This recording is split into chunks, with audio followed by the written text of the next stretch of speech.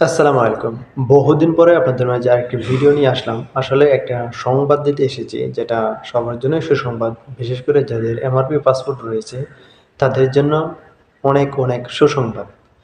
এবং ই-পাসপোর্ট যারা রয়েছে তারা তো ই-পাসপোর্টের কোনো সমস্যা নেই।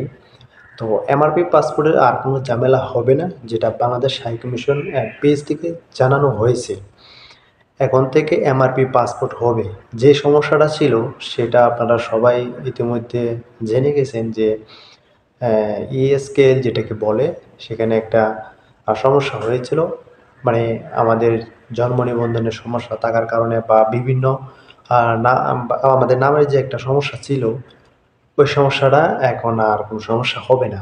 আপনারা এমআরপি পাসপোর্টের ফটোকপি দিয়ে খুব সহজে এখন পাসপোর্ট করতে পারবেন। যে সমস্যাটা ফেস করতে হয়েছে আমাদের, সে সমস্যাটা আর থাকতেছে না। যাক, এটা আমাদের জন্য প্রবাসী যারা রয়েছে আমরা অবশ্যই একটা ভালো সংবাদ। কেননা যে একটা হয়রানির মধ্যে আমরা পড়তে যেয়েছিলাম, মানে যদি আমাদের ই-পাসপোর্ট করতে হইতো সেখানে হয়তো ভিসা লাগতে একটা সমস্যা হয়ে যেত, আবার পাসপোর্ট আসতে দেরি হইতেছে বা নতুন করে আবার অনেক কিছু লিখতে হইতেছে। এগুলো নিয়ে একটা ঝামেলায় পড়ে গিয়েছিল বিশেষ করে মালয়েশিয়ান প্রবাসী ভাইয়েরা। তো এখন এই সমস্যাটা কারোই থাকতেছে না, সমাধান হয়ে গেছে।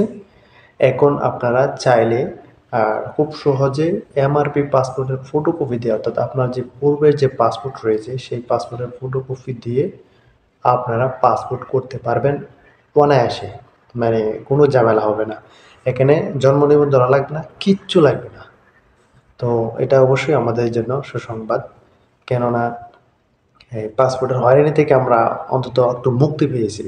এমনিতে তো প্রবাসীদের সমস্যার অভাব নেই। বিভিন্ন সমস্যায় পড়তে হয়। তো যাই হোক, পাসপোর্ট কীভাবে করতে হবে, পরবর্তীতে কোথায় থেকে দেওয়া হবে, অবশ্যই এই বিষয়ে আপনাদেরকে পরবর্তীতে আরেকটা ভিডিওতে আপনাদেরকে জানাবো। তো আপনারা অবশ্যই আমাদের এই ভিডিওর সঙ্গে থাকবেন, আমাদের পাশে থাকবেন, আমাদের চ্যানেলটি সাবস্ক্রাইব করে রাখবেন। ধন্যবাদ সবাইকে।